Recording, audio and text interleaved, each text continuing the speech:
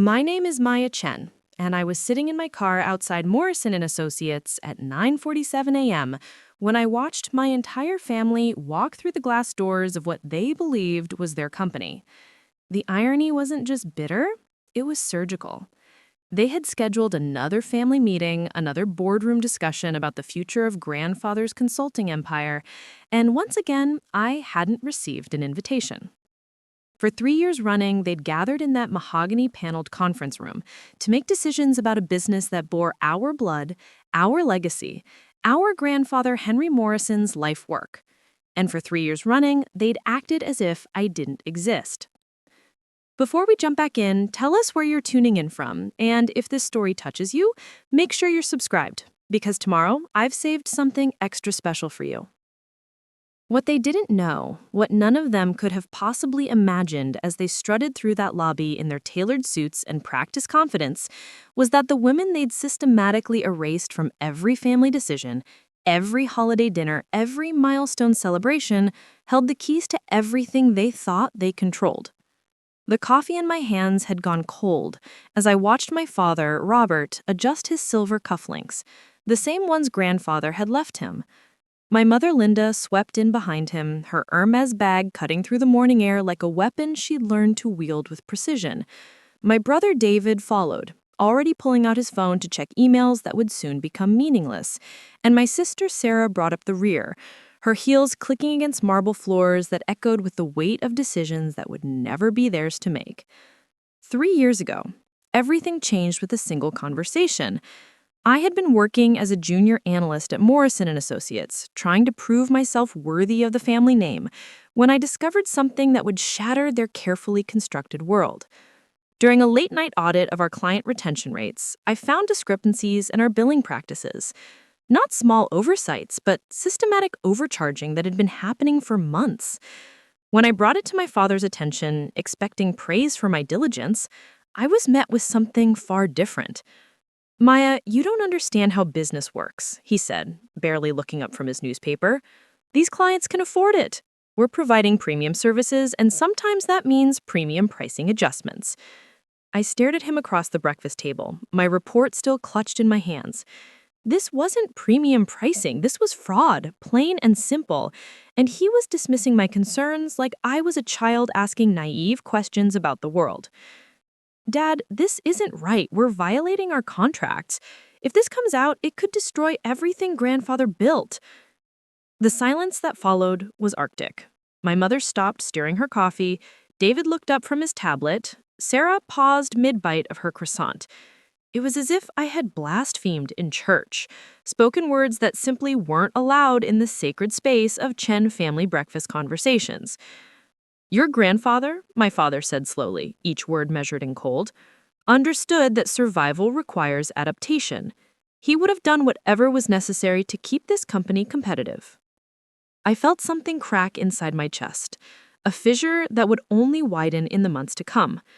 This wasn't the man who had taught me to fish on Lake Michigan, who had helped me with homework at the kitchen table, who had once told me that integrity was the only inheritance that mattered. This was someone entirely. Someone who had been so consumed by maintaining appearances that he'd forgotten what they were supposed to represent. "I won't be part of this," I said, standing from the table. The words came out steadier than I felt. "I can't put my name on reports that I know are misleading clients." My father's laugh was bitter, dismissive. "Then perhaps Morrison and Associates isn't the right place for someone with such rigid ideals, Maya.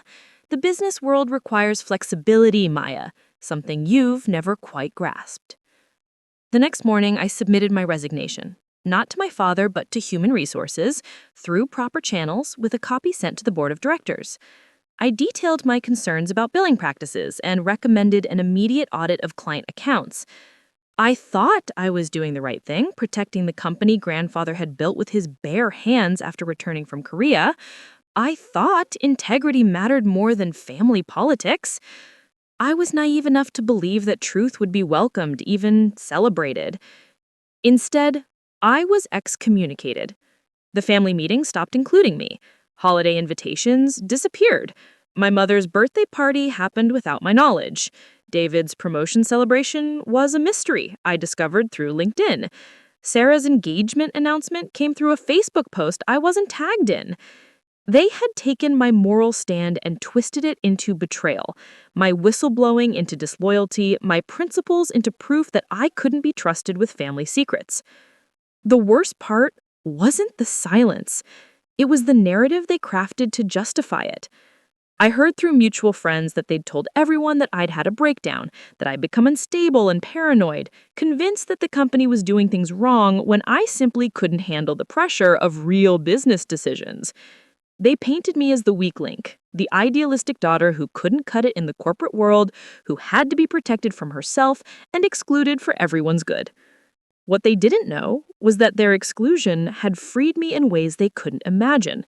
Without the weight of family expectations, without the pressure to conform to their version of success, I had started my own consulting practice. Chen Strategic Solutions began in my Lincoln Park apartment with a laptop, a phone, and an unshakable belief that business could be done ethically without sacrificing profitability. I reached out to former Morrison Associates clients who had been quietly frustrated with their service, offering them transparent pricing and honest assessments of their operational challenges.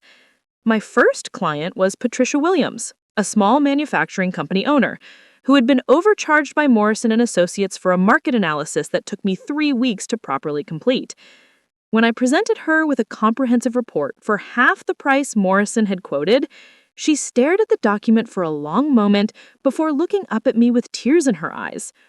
"This is exactly what I needed. Your family's company never listened to what I was actually asking for.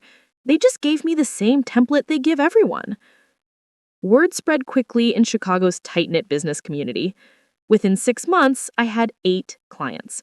Within a year, I hired my first employee, Marcus Webb. Brilliant strategist who had been overlooked at larger firms because he asked too many inconvenient questions about efficiency and ethics. Within 18 months, Chen Strategic Solutions was being recommended by clients to other business owners, and I was turning down projects because I couldn't handle the volume. The growth was intoxicating, but it was also lonely. Every milestone felt hollow because there was no one to share it with. When I landed my first Fortune 500 client, I reached for my phone to call my mother before remembering that we hadn't spoken in over a year. When Marcus and I celebrated our first $1 million year, I drove past the Highland Park house where I grew up, wondering if they'd be proud or threatened if they knew. When Chicago Business Journal featured Chen Strategic Solutions as one of the city's fastest-growing consultancies, I bought extra copies and left them unopened on my kitchen counter. The strangest part was how completely they had erased me. At industry events, I would occasionally run into David or Sarah, and they would look through me as if I were a stranger. When I was introduced to new contacts as Maya Chen, founder of Chen Strategic Solutions, I could see the moment of recognition followed immediately by deliberate ignorance. It was as if acknowledging my success would require admitting their mistake, and my family had never been good at admissions. But success has a way of creating its own momentum. My client base expanded beyond Chicago. Chen Strategic Solutions opened a satellite office in Milwaukee, then Detroit. We specialized in helping mid-sized companies optimize their operations without the corporate doublespeak that had become standard in the industry. Our motto, printed on every business card and displayed in every office, was simple: clear solutions, clear pricing, clear. Preparing and narrating this story took us a lot of time, so if you are enjoying it, subscribe to our channel. It means a lot to us. Now back to the story. Results.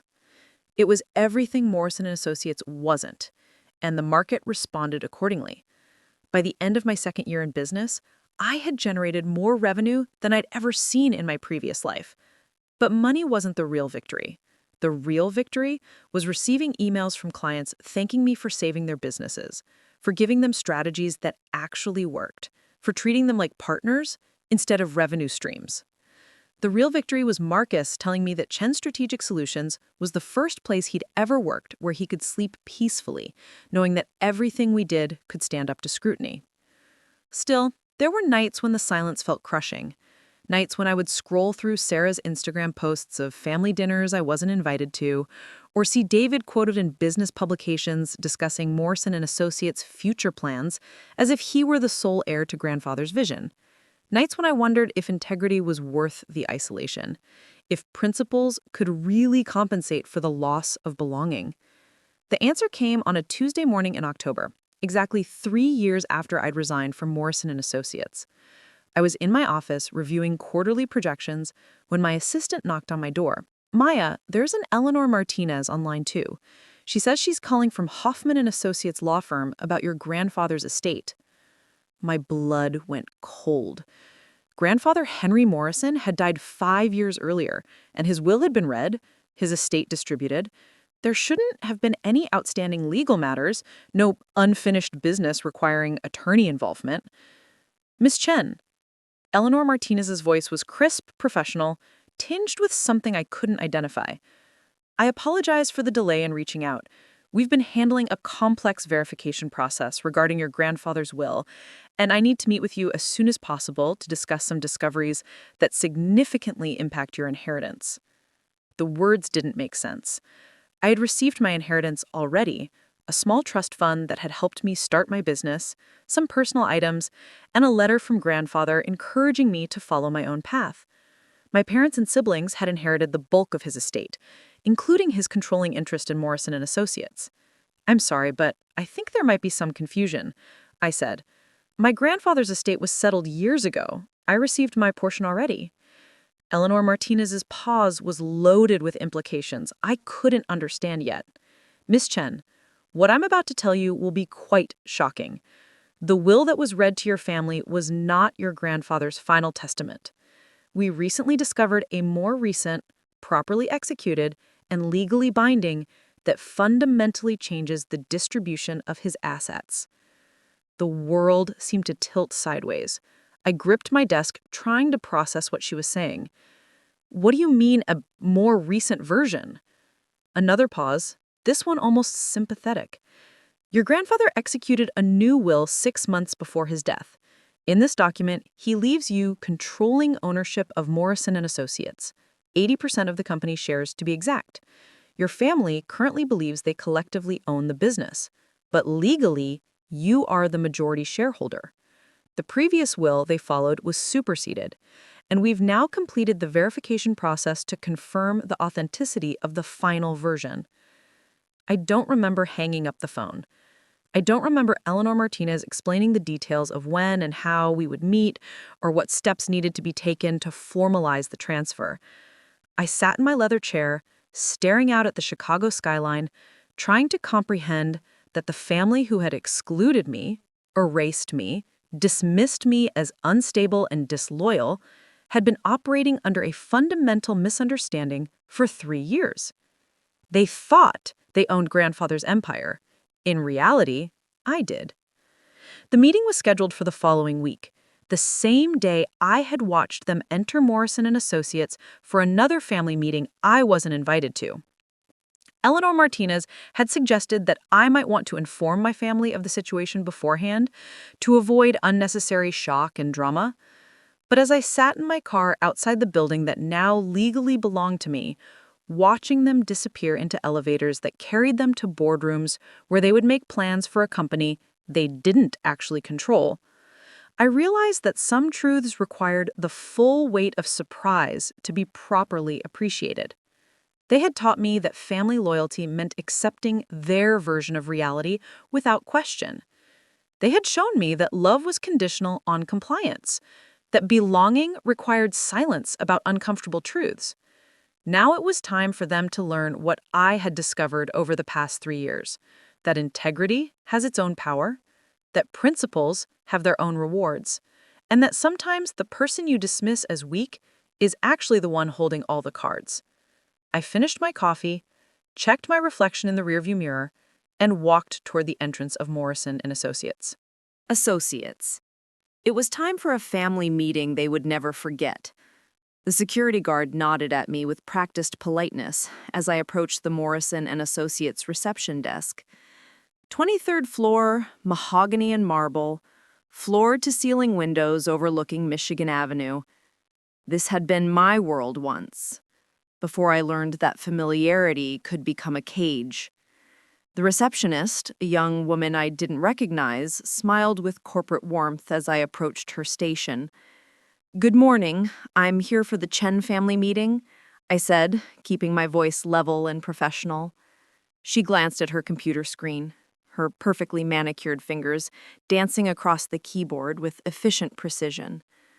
"I don't see your name on the list, Miss," she began, her smile faltering slightly as she searched for confirmation that matched her records. "Maya Chen," I replied simply.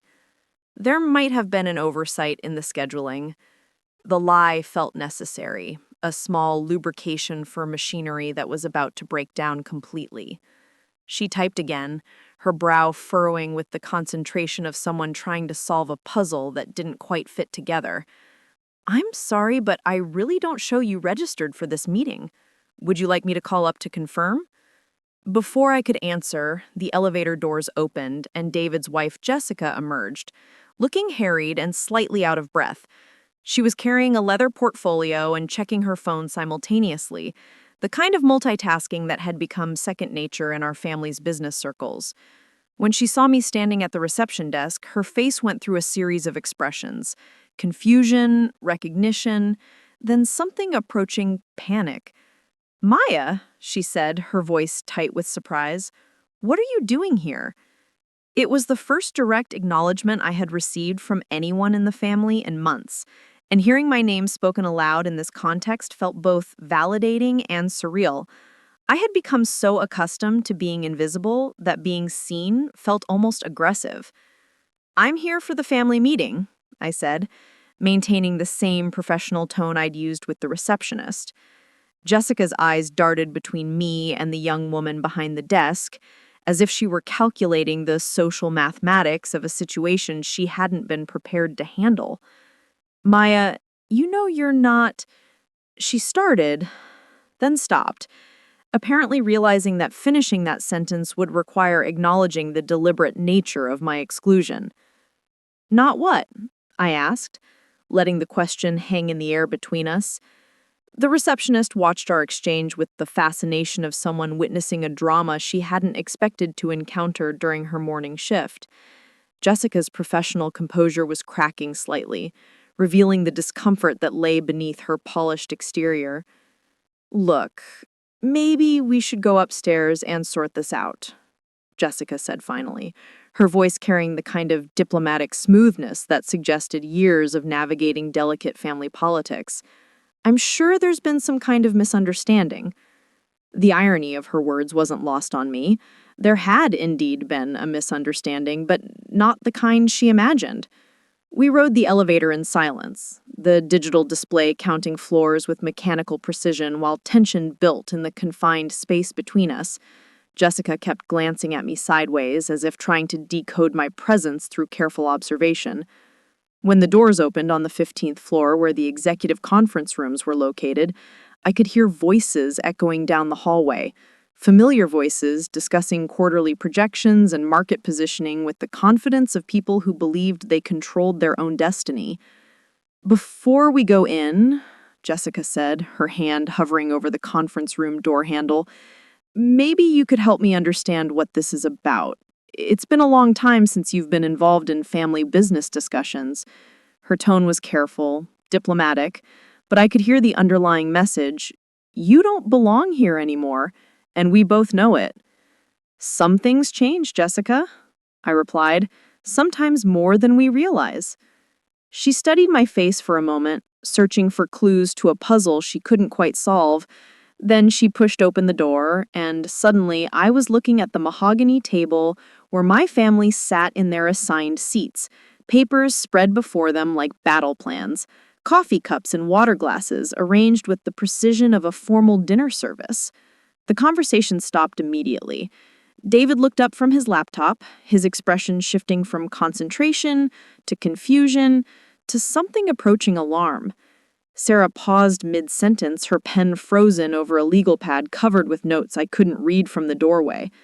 My father set down his reading glasses with deliberate slowness, his face settling into the mask of controlled displeasure I remembered from childhood disciplinary conversations. My mother didn't move at all, but her coffee cup trembled almost imperceptibly in her hands. Maya, my father said, his voice carrying all the authority he'd cultivated over decades of boardroom negotiations. This is unexpected. The understatement was almost comical. Unexpected was finding a different brand of coffee in the break room. This was seismic, unprecedented, a complete disruption of the carefully maintained equilibrium they'd spent 3 years perfecting. "Good morning, Dad," I said, stepping fully into the room and closing the door behind me. The conference room was exactly as I remembered. Oil paintings of Chicago landmarks, built-in bookshelves lined with business publications and industry awards, a view of the lakefront that I once had felt proud to be part of something larger than myself. Now it felt like visiting a museum dedicated to a life I'd once lived. "Good morning," David said, carrying the measured tone of someone trying to diffuse a situation without understanding its full implications. "This is a private family meeting about company business." He emphasized the word family in a way that made clear I was no longer considered part of that category. "I understand completely," I replied, taking the empty chair at the foot of the table. It felt appropriate, somehow. The position traditionally reserved for guests or junior associates, people who were present but not truly part of the inner circle. I wouldn't want to intrude on company business discussions. Sarah found her voice first, as she often did when family tensions reached uncomfortable levels. "Maya, we haven't spoken in years. Why are you here now?" Her question was direct, but not hostile, more puzzled than angry. Of all my siblings, Sarah had always been the most genuinely confused by our family's capacity for extended conflicts. "I received some interesting information yesterday," I said, keeping my voice conversational, almost casual, "about grandfather's will. Apparently there have been some Developments that affect all of us. The words landed like stones dropped into still water, creating ripples of confusion that spread across their faces in real time. "Grandfather's will was settled years ago," my mother said, speaking for the first time since I'd entered the room. Her voice carried the crisp authority she'd always used when correcting what she perceived as factual errors. "His estate was distributed according to his wishes. There are no outstanding issues." "That's what I thought too," I agreed. Until Eleanor Martinez from Hoffman Associates called me yesterday. Apparently, grandfather executed a new will 6 months before he died, one that significantly changes how his assets were distributed. The silence that followed was profound, the kind of quiet that occurs when people are processing information that doesn't fit into their existing understanding of the world. David was the first to respond, his lawyer's training kicking in automatically. "That's impossible. We were all present when the will was read. We saw the documents, the signatures, the witness statements. Everything was properly executed and legally binding." His confidence was absolute, built on years of experience with estate law and corporate documentation. "The will you heard was legally binding," I said. "It just wasn't the most recent one." Grandfather apparently had second thoughts about some of his decisions and made changes that weren't discovered until recently. I watched their faces carefully, noting the progression from confusion to concern to something approaching fear. "What kind of changes?" my father asked, his voice steady but cautious. He was a man who had built his career on understanding exactly where he stood in any given situation, and uncertainty made him visibly uncomfortable. "What exactly are you suggesting, Maya?" "I'm not suggesting anything. I'm telling you what Eleanor Martinez told me. In grandfather's final will, the distribution of Morrison Associates shares is very different from what we all believed." I paused, letting them absorb that information before delivering the rest. "According to the legal documentation, I am now the majority shareholder of this company." The reaction was immediate and varied. David's face went pale, his legal mind immediately grasping the implications of what I was saying. Sarah dropped her pen, the small sound echoing in the suddenly silent room. Jessica, who had been standing near the window, moved closer to the table as if she needed to hear my words more clearly. My mother's coffee cup finally completed its trembling journey and settled back onto its saucer with a soft clink. My father's response was characteristically direct. That's absolutely impossible. I've been running this company for 5 years based on the legal documentation that established our ownership structure. You received your inheritance, a trust fund, and some personal items. But business ownership was clearly delineated among the rest of the family. I thought so too, I said. But apparently, grandfather's final wishes were different from what any of us understood. Eleanor Martinez has scheduled a meeting for this afternoon to review the documentation and explain the legal implications. She suggested I might want to inform the family beforehand to avoid unnecessary surprise. The understatement was intentional, a gentle irony that only I fully appreciated. This has to be some kind of mistake, Sarah said, her voice carrying a note of desperation that suggested she was beginning to understand the potential scope of what I was describing. Grandfather wouldn't have made such a dramatic change without telling anyone. He wasn't secretive about family matters. Was he? I asked quietly. Grandfather was a lot of things, but transparent about his business decisions wasn't one of them. He built this company by keeping his strategies private until he was ready to reveal them. Why would his estate planning be any different? The truth was, I had always been grandfather's favorite, though none of us had discussed it openly during his lifetime. He had been the one who taught me to read financial statements, who had explained the difference between revenue and profit using coins on his kitchen table, who had listened patiently when I asked questions about business ethics and corporate responsibility. While David and Sarah had seen Morrison and Associates as their birthright, I had seen it as grandfather's legacy, something to be protected and honored, not simply inherited. Even if what you're saying is true, David said, his voice taking on the measured tone he used when presenting legal arguments, there would be a process for challenging any will that seemed inconsistent with previous documented intentions. Estate law provides mechanisms for addressing documents that might have been executed under questionable circumstances. You're absolutely right, I agreed. If you believe grandfather's final will was executed improperly, you should definitely pursue legal challenges. Eleanor Martinez mentioned that the verification process took 3 years specifically because they wanted to ensure the documentation could withstand exactly that kind of scrutiny. The implication hung in the air between us. 3 years of verification meant 3 years of legal experts examining every aspect of the document's authenticity, 3 years of challenges and reviews and confirmations. If the will had survived that process, it was almost certainly bulletproof from a legal standpoint. This doesn't make sense, my mother said, her voice betraying the first hint of genuine emotion I'd heard from her since entering the room. Why would your grandfather change his will so dramatically without discussing it with anyone? Why would he leave the majority of the business to someone who had already left the company? The question struck at the heart of something I'd been wondering about myself. Why had grandfather made this change? What had motivated him to revise his estate planning so significantly in his final months? The answer, when it came to me, was both obvious and painful. Maybe, I said slowly, maybe he understood something about the direction the company was heading that made him reconsider his original plans. Maybe he saw what happened when I raised concerns about our billing practices and realized that the family's business priorities weren't aligned with his vision for Morrison and Associates. The accusation was subtle but inescapable. I was suggesting that grandfather had changed his will in response to their treatment of me, that my exclusion from the family had triggered his decision to exclude them from true ownership of his life's work. The implications were devastating, not just financially, but emotionally.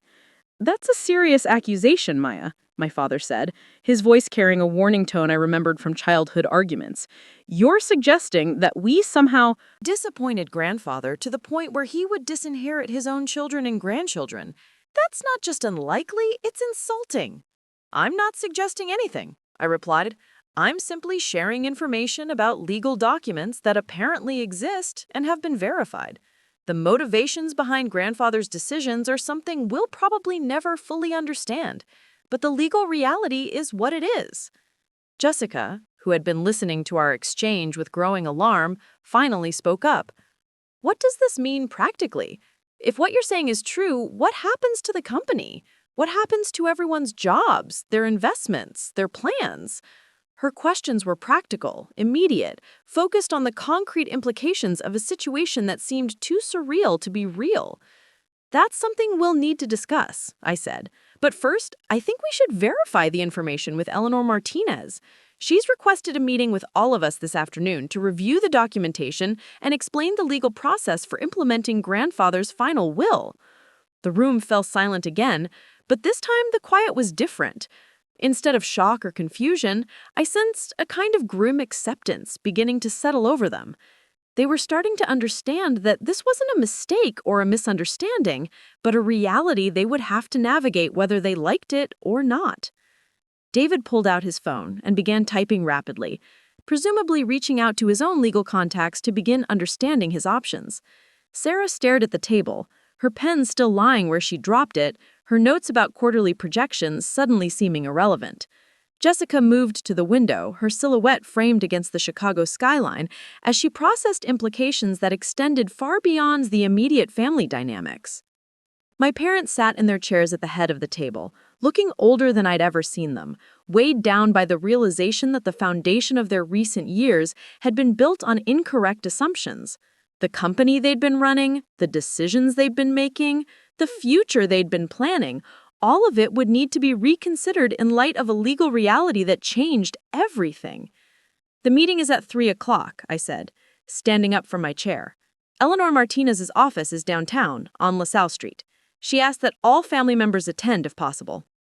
I paused at the door, looking back at the people who had shaped my childhood, who had taught me about business and responsibility and family loyalty, who then systematically excluded me when I'd tried to apply those lessons in ways they found inconvenient.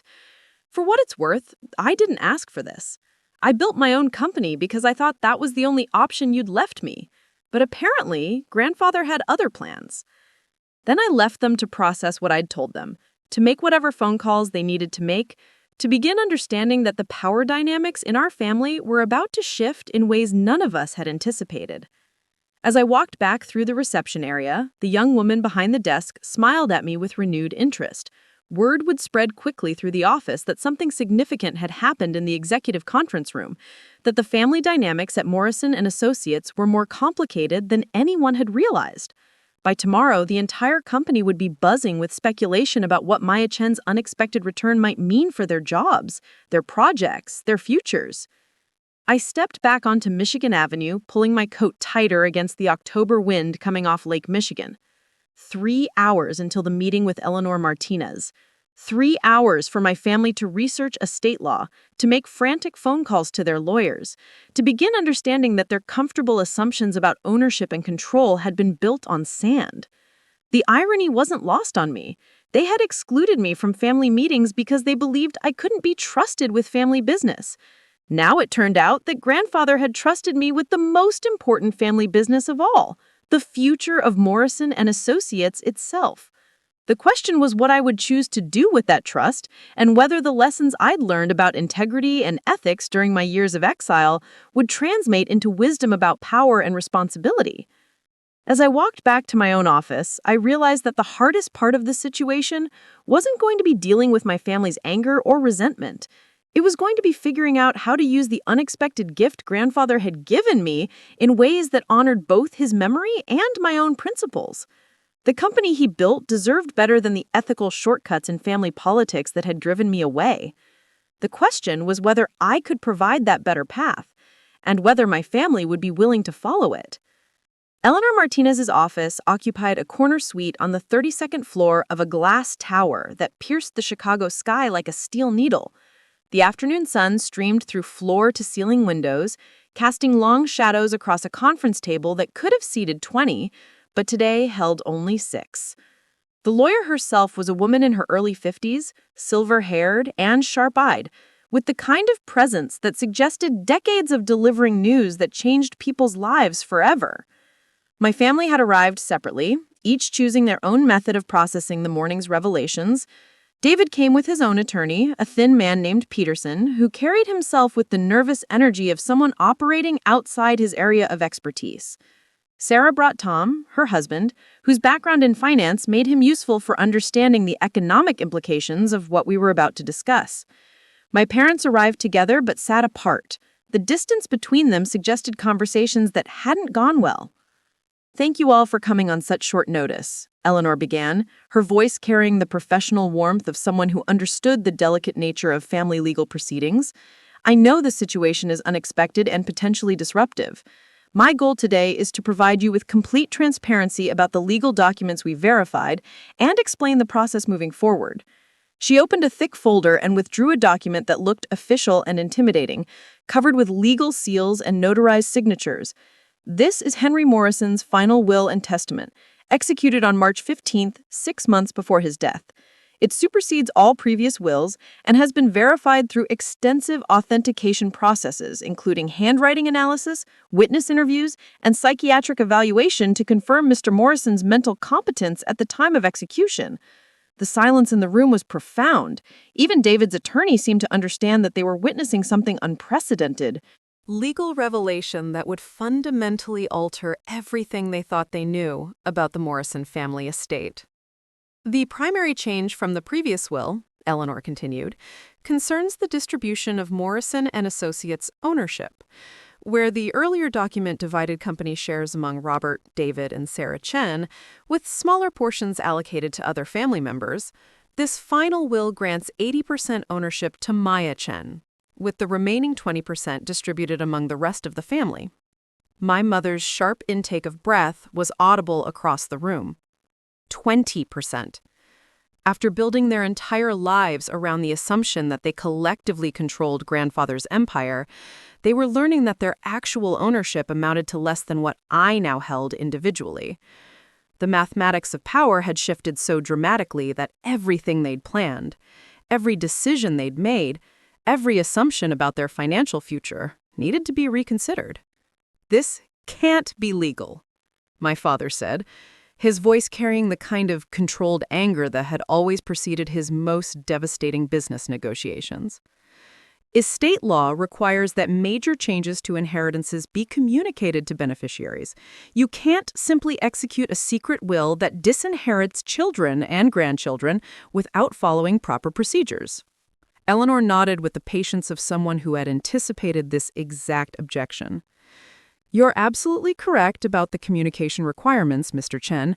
However, the law doesn't require notification of will changes during the testator's lifetime. Henry Morrison was under no legal obligation to inform anyone about revisions to his estate planning. The document is properly witnessed, notarized, and executed according to Illinois state law." Peterson, David's attorney, leaned forward with the intensity of someone trying to find legal ground to stand on. "What about the psychiatric evaluation you mentioned? If there were concerns about Mr. Morrison's mental state, that suggest potential grounds for challenging the document's validity." "The psychiatric evaluation was conducted to confirm competency, not because there were concerns about it," Eleanor replied smoothly. "Mr. Morrison requested the evaluation himself, apparently anticipating that his final will might be challenged. Dr. Rebecca Winters, a court-approved psychiatrist, conducted extensive testing and concluded that Henry Morrison was of sound mind and fully understood the implications of his estate planning decisions." The room fell silent again as the implications sank in. Grandfather hadn't just changed his will. He'd anticipated their objections and taken steps to ensure his final wishes couldn't be overturned. The level of planning suggested that this wasn't an impulsive decision made in his final months, but a carefully considered choice that he'd protected with legal safeguards. "Why?" Sarah asked, her voice barely above a whisper. "Why would grandfather do this? What did we do wrong?" The question carried a note of genuine anguish that cut through the legal technicalities and struck at the emotional heart of what we were all trying to understand. Eleanor's expression softened slightly. "Mr. Morrison left a letter explaining his reasoning. Maya, he specifically requested that you read it aloud to the family when this moment came." She handed me an envelope with my name written in grandfather's distinctive handwriting, the same careful script I remembered from birthday cards and Christmas notes. My hands trembled slightly as I opened the envelope and unfolded the letter inside. Grandfather's words written in his final months felt like a voice reaching across time to deliver a message none of us had expected to hear. "My dear family," I began, reading aloud from grandfather's letter.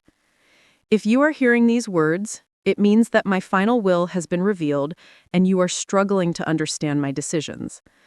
I want you to know that nothing I have done was motivated by anger or disappointment, but by love and hope for the future of Morrison Associates. I paused, looking around the table at faces that reflected confusion, hurt, and growing understanding. During my final year, I watched our family business with increasing concern. The billing practices that Maya brought to my attention were not isolated incidents, but symptoms of a larger problem. We had begun to prioritize profit over integrity, growth over ethics, family loyalty over moral responsibility. My father's face had gone pale, but he didn't interrupt. Sarah was crying quietly, tears she probably didn't realize she was shedding.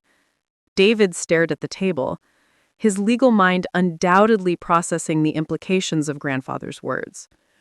When Maya chose to leave the company rather than compromise her principles, I realized that she understood something the rest of us had forgotten. Morrison Associates was built on the foundation of honest service and ethical business practices. Without that foundation, all our success becomes meaningless. The letter continued for several more paragraphs, explaining grandfather's reasoning with the careful logic of a man who had spent decades making difficult business decisions. He had watched the family's treatment of me after my resignation and concluded that they had prioritized maintaining comfortable illusions over addressing uncomfortable truths. My exclusion from family meetings and gatherings had convinced him that they were more interested in eliminating dissent than examining their own practices. I am leaving Maya the majority ownership of Morrison Associates, not because I love her more than my other grandchildren, but because I believe she will protect the company's values, even when that protection requires difficult choices. She has already proven her willingness to sacrifice personal comfort for ethical principles. I trust her to make decisions that honor our family legacy rather than simply preserving our family wealth. When I finished reading, the conference room was completely silent except for the distant sound of traffic, 32 floors below. Eleanor Martinez gave us time to process grandfather's words before speaking again. The legal transfer of ownership will take approximately 30 days to complete. During that time, Morrison Associates will continue operating under its current management structure. After the transfer is finalized, Maya will have the legal authority to make decisions about the company's future, including management changes, operational modifications, and strategic direction.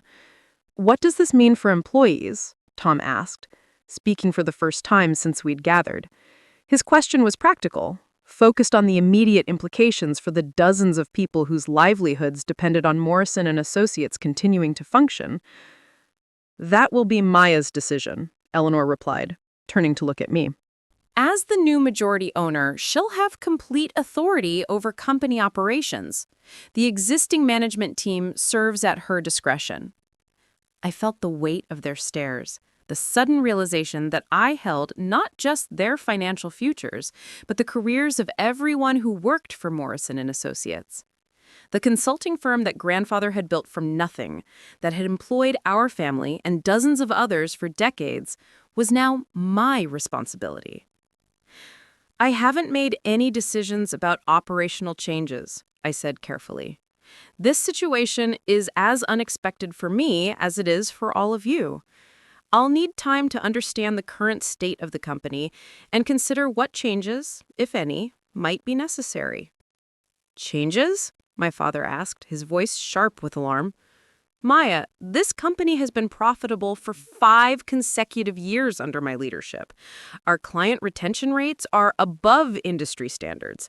Our revenue growth has exceeded projections every quarter.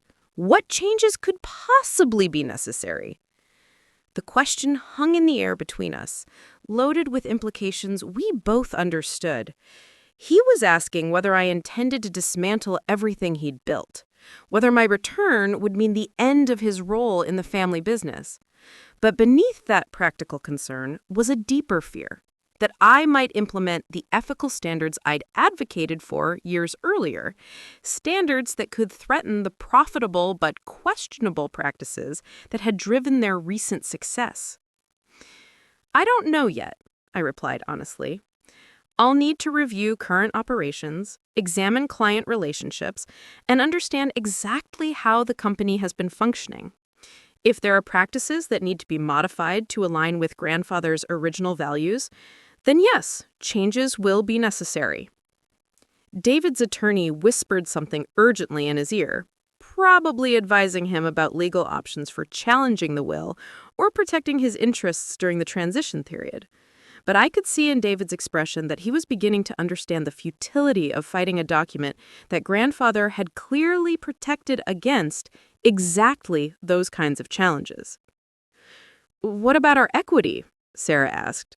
"David and I have been building our financial plans around eventual inheritance of company ownership.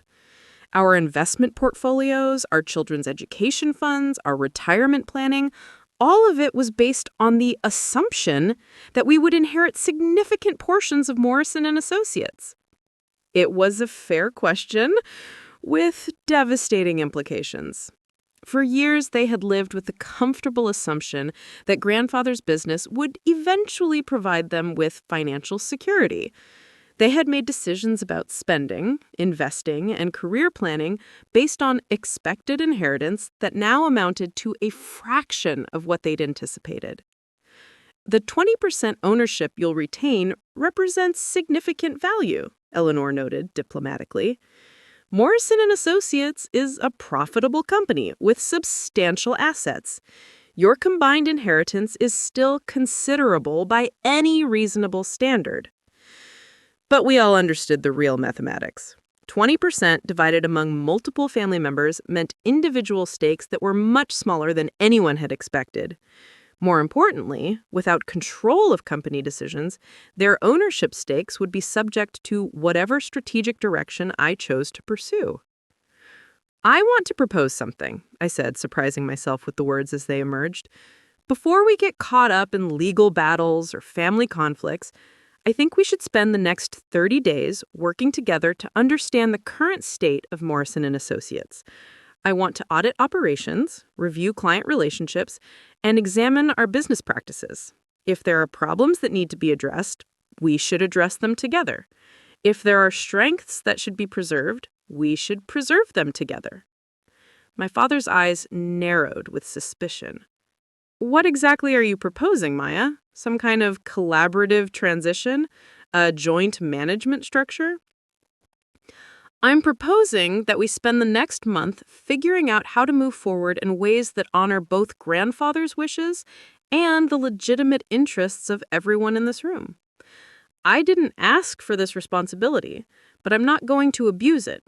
If we can find ways to work together that maintain the company's ethical standards while protecting everyone's investments, that's what I'd prefer to do." The offer was genuine, though I wasn't entirely sure what it would look like in practice. Part of me wanted to storm into Morrison and Associates and implement sweeping changes that would purge every trace of the questionable practices that had driven me away. But another part of me recognized that destroying the company in order to save it would dishonor grandfather's memory and hurt innocent people who depended on Morrison and Associates for their livelihoods. "What guarantees do we have?" David asked, his legal training evident in the precision of his question. "If we cooperate with this transition process, what assurances do we have that our interests will be protected? What prevents you from simply using the next 30 days to gather information that you will then use to eliminate us entirely?" It was a lawyer's question, focused on protecting his client's position in what he clearly saw as a negotiation with an adversary. But it was also a brother's question, revealing the depth of mistrust that had developed between us over the years of silence and separation. "You don't have any guarantees," I replied honestly. "Just like I don't have any guarantees that cooperating with this process won't be used against me if you decide to challenge grandfather's will in court. We're all operating on faith that the people we used to love are still capable of acting with integrity even when the stakes are high."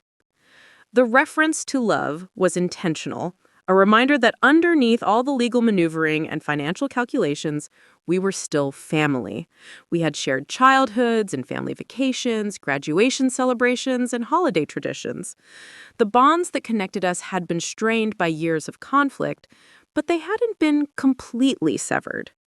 30 days, my mother said suddenly, speaking for the first time since Eleanor had been explaining the legal documents. You're asking for 30 days of cooperation before you make any major decisions about the company's future? I'm asking for 30 days of honesty, I corrected. Cooperation would be nice, but honesty is essential. I need to understand exactly how Morrison Associates has been operating, what our current client relationships look like, and whether there are practices that need to be modified to align with grandfather's original values. Then yes, changes will be necessary. Minutes would determine whether this inheritance transfer would proceed smoothly or devolve into years of bitter litigation. I should mention, she said diplomatically, that prolonged legal challenges rarely benefit anyone except the attorneys involved. The documentation supporting this will is extremely thorough, and Mr. Morrison clearly anticipated potential objections. The message was clear. Fighting the will would be expensive, time-consuming, and ultimately futile. Better to work with the new reality than exhaust their resources fighting a battle they were unlikely to win. I need to discuss this with my own legal counsel, David said, glancing at Peterson for confirmation. 30 days isn't very long to conduct the kind of comprehensive review Maya is describing. If we're going to open our books and operations to that level of scrutiny, I want legal protections in place. That's reasonable, I agreed. Eleanor, can you help us draft an agreement that protects everyone's interests during the review period? Something that ensures transparency from all parties while preventing anyone from using the information inappropriately? She nodded. I can have a preliminary agreement ready by tomorrow morning.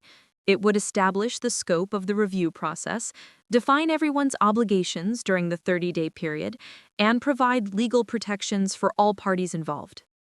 As we prepared to leave Eleanor's office, I realized that the easy part was over. Delivering shocking news and processing legal documents was simple compared to what came next. Actually working together to understand and potentially transform a company that had been shaped by years of family conflict and competing priorities. The elevator ride down 32 floors was silent, each of us lost in private calculations about what the next month would bring. When we reached the lobby, my family scattered to their separate cars and separate lives, leaving me standing alone on LaSalle Street with the weight of grandfather's legacy settling around my shoulders like an expensive coat I wasn't sure I deserved to wear. Tomorrow, the real work would begin. Tomorrow, I would walk into Morrison Associates, not as the excluded daughter or the principled whistleblower, but as the majority owner of a company that now belonged to me. The question was whether the lessons I'd learned during 3 years of exile had prepared me for the responsibilities of power, and whether my family would choose to help me honor grandfather's trust or force me to exercise that power alone. The first morning of my 30-day review period, I arrived at Morrison Associates at 6:30 a.m., 2 hours before the official start of business. The building's lobby was empty, except for security guards and maintenance crews, their quiet efficiency creating an atmosphere of anticipation that matched my own nervous energy. I had requested complete access to company records, financial statements, client files, and operational data. What I discovered over the following weeks would reshape not just my understanding of the family business, but my perception of the people I thought I knew. Marcus Webb had agreed to assist with the audit, bringing his analytical expertise and objective perspective to a situation that was anything but objective for me. We established ourselves in a conference room adjacent to the executive offices, surrounding ourselves with bankers' boxes full of documents that told the story of Morrison Associates' evolution over the past 3 years. What emerged from those files was a picture of systematic ethical compromises that went beyond the billing irregularities I had discovered years earlier. The overcharging I had identified had just been the beginning. Under my father's leadership, Morrison and Associates had developed what could only be described as a predatory relationship with smaller clients. Companies struggling with operational challenges were sold expensive consulting packages that provided minimal value, while larger corporate clients received preferential treatment that bordered on the unethical. Internal emails revealed discussions about maximizing extraction from clients who were unlikely to challenge invoices or demand detailed accountability for services rendered. David had been instrumental in developing legal frameworks that technically protected the company from fraud charges while enabling practices that violated every principle grandfather had instilled in the business. Sarah had managed client relationships with a focus on emotional manipulation, using personal connections and family emergencies to extract additional payments from clients who couldn't afford extended consulting engagements. The picture that emerged was of a family business that had systematically abandoned its founding values in pursuit of short-term profitability. But the most devastating discovery came in the form of a private email chain between my parents and siblings dated just weeks after my resignation. The messages revealed the deliberate nature of my exclusion from family events and business discussions. They hadn't simply forgotten about me or assumed I was no longer interested in family affairs. They had actively conspired to erase me from family narratives, telling extended relatives and family friends that I had suffered a mental breakdown and required professional treatment for delusional thinking. Maya has always been unstable. My mother had written to my Aunt Dorothy. The pressure of real business responsibilities triggered some kind of paranoid episode. She started seeing ethical violations everywhere, accusing us of fraud and demanding investigations that would have destroyed the company for no reason. We've had to limit her access to family gatherings until she gets the psychological help she needs. The lies were sophisticated and comprehensive, designed to discredit any attempt I might make to reconnect with extended family or challenge their version of events. They had weaponized mental health stigma to justify my exclusion, turning my principled stand into evidence of psychological instability. Reading those emails, I felt a cold rage that had nothing to do with business ownership and everything to do with the systematic destruction of my reputation and relationships. Marcus found me staring at my laptop screen, tears of rage streaming down my face as I processed the full scope of what my family had done. "Maya, you're reading something. Maybe you should take a break. We've been at this for 12 hours straight." They told everyone I was mentally ill. For 3 years, they've been telling relatives and family friends that I had a psychotic break, that I was delusional and paranoid and dangerous to be around. That's why no one from the extended family reached out to me. That's why I've been completely isolated. Marcus sat down beside me, his expression shifting from concern to anger as he understood implications of what I was describing. "Maya, that's not just family conflict. That's character assassination. It's deliberate defamation designed to isolate you from your support systems." The worst part was understanding how effective their strategy had been.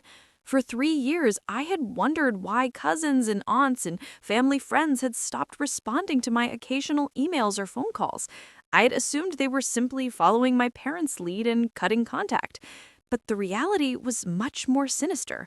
They had been told that I was mentally unstable and potentially dangerous, that attempting to maintain relationships with me would be enabling my delusions and preventing me from getting the help I needed.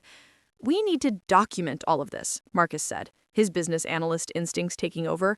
"If they've been systematically defaming your character while simultaneously engaging in unethical business practices, that creates legal exposure that goes beyond corporate governance issues."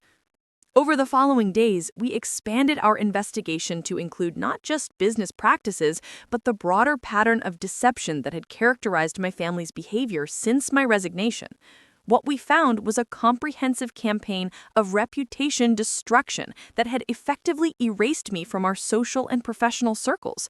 Former colleagues at Morrison Associates had been told that I was receiving psychiatric treatment for work-related stress.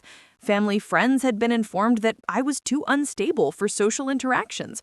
Even my college roommates had received calls from my mother expressing concern about my mental health and suggesting that contact with old friends might interfere with my recovery. The psychological impact of discovering this systematic deception was almost overwhelming. Every moment of isolation, every unanswered email, every missed invitation that I had attributed to natural family dynamics had actually been the result of deliberate manipulation. They hadn't just excluded me from family meetings, they had orchestrated my exclusion from every meaningful relationship in my life.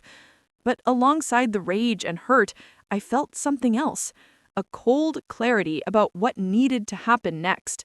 Grandfather's final will hadn't just given me ownership of Morrison and Associates, it had given me the power to address 3 years of ethical violations and restore the company to its founding principles. More importantly, it had given me the platform to correct the lies that had destroyed my relationships and reputation. When the 30-day review period ended, I called a company-wide meeting. Every employee of Morrison and Associates gathered in the main conference room, from senior partners to administrative assistants, unsure of what to expect from the woman who had unexpectedly inherited control of their workplace. My family sat in the front row, their faces reflecting various combinations of anxiety, resentment, and resignation. 3 weeks ago, I began, I learned that my grandfather had named me as majority owner of Morrison and Associates. Since then, I've conducted a comprehensive review of company operations, client relationships, and business practices. What I've discovered requires immediate and significant changes to how this company operates. The room was completely silent, dozens of people holding their breath as they waited to learn whether their jobs would survive whatever transformation I was about to announce. I had spent sleepless nights considering my options, weighing the competing demands of justice, forgiveness, and practical business considerations. Effective immediately, Morrison and Associates will implement new ethical guidelines that align with the principles my grandfather established when he founded this company. We will conduct comprehensive audits of all client accounts to identify overcharges or billing irregularities, and we will provide full refunds where appropriate. We will revise our service agreements to ensure complete transparency in pricing and deliverables. And we will establish an independent ethics board to review our practices and ensure ongoing compliance with both legal requirements and moral standards. The announcement sent ripples of concern through the assembled employees. Refunding overcharges could impact the company's profitability and potentially threaten job security. But I had anticipated these concerns and developed a comprehensive plan to address them. I understand that implementing these changes will require financial sacrifices, I continued. To minimize the impact on employees and operations, I will be investing additional capital into the company to cover transition costs and maintain salary levels during the restructuring period. No employee will lose their job as a result of ethical compliance measures. The relief in the room was palpable, but I wasn't finished. The business changes were only part of what needed to be addressed.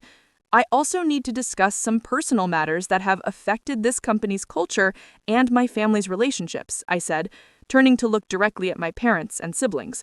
Over the past 3 years, false information about my mental health and personal stability has been deliberately spread throughout our professional and social communities.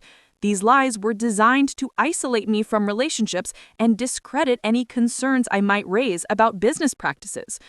My father's face had gone pale, but he didn't interrupt. Sarah was staring at her hands, unable to meet my eyes.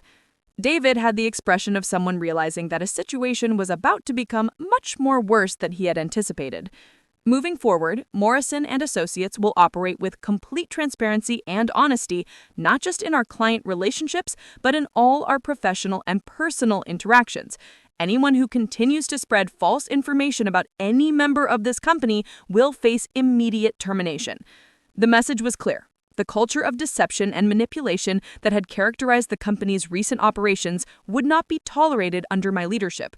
But more than that, I was publicly correcting the record about my mental health and establishing clear consequences for anyone who attempted to continue the defamation campaign.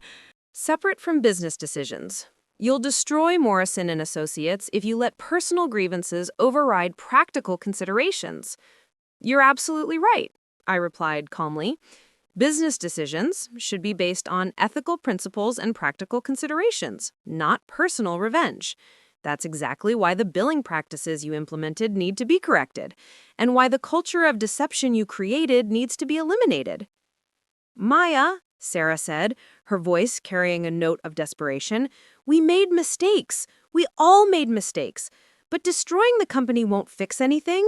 Think about the employees, the clients who depend on our services, the decades of work that grandfather put into building this business. It was a fair point, and one I had considered extensively during my review period. Grandfather's legacy wasn't just about ethical business practices. It was about providing excellent service to clients and creating meaningful employment for talented professionals. Dismantling Morrison and Associates out of anger would dishonor that legacy as much as continuing unethical practices would. I'm not destroying the company, I said. I'm restoring it to grandfather's vision. The employees will keep their jobs, and clients will receive better service than they've gotten in years. What I'm ending is the culture that allowed unethical practices to flourish and enabled systematic deception about family members who raised inconvenient questions. David leaned forward, his legal training evident in his carefully measured response. What exactly are you proposing for our roles in the company? Are you terminating our employment? Reducing our responsibilities? We need to understand the practical implications of these changes. It was the question I had been dreading and anticipating in equal measure.